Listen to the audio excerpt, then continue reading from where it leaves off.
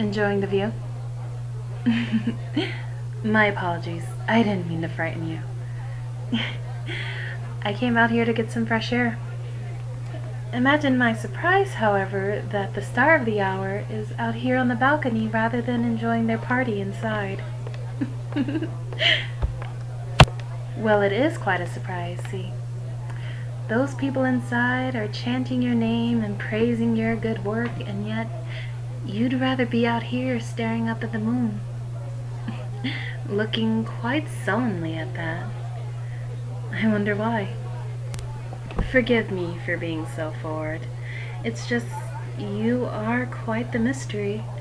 I mean, after your father's passing, you took over his company, and, well, the strides you've made are rather, shall we say, eye-catching? Well, for better or for worse, anyway. What do I mean? Well, how should I put this?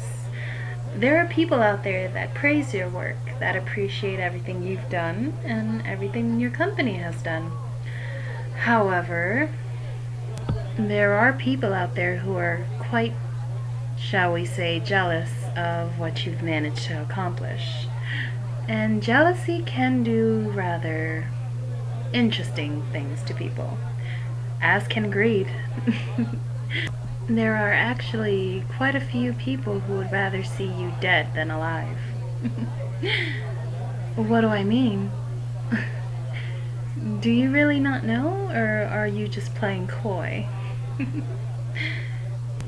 In this line of work, when you garner enough attention and power, there are people who would see it, well, snuffed out if they can't bend it to their will. Quite a few of those people are in the room behind us, in fact. One of them being the waiter that is currently approaching us from behind right now. Watch your head, dear. Ah, well, that takes care of him. Oh, it's gonna disrupt the party, unfortunately, when people find his body. Such a shame, but that's what you get when you do sloppy work, I suppose. Oh my, the look on your face has gone from somewhat pleasant to completely horrified.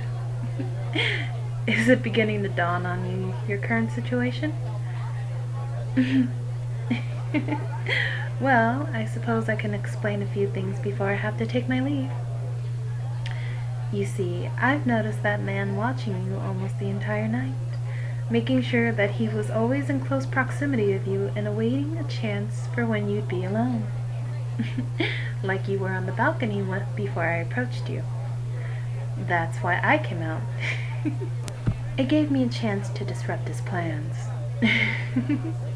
He probably thought he still had a chance when he could just take both of us out at once, but that proved to be a fatal flaw on his part. Oh, the look in your eye right now. Basically screaming, who are you? Well, I suppose I can fill you in on that detail as well before I take my leave. I am, well, similar to what that man was. Someone who was hired to make sure you didn't see the light of day. Now, you're probably wondering why I stopped him from killing you, if it was my intention to end your life as well. Well, I'm not exactly a fan of sharing, and if someone else took your life, I wouldn't be able to collect the money on my contract, unfortunately. Such as things are, I'm afraid. Oh dear, are you actually gonna try to call for help?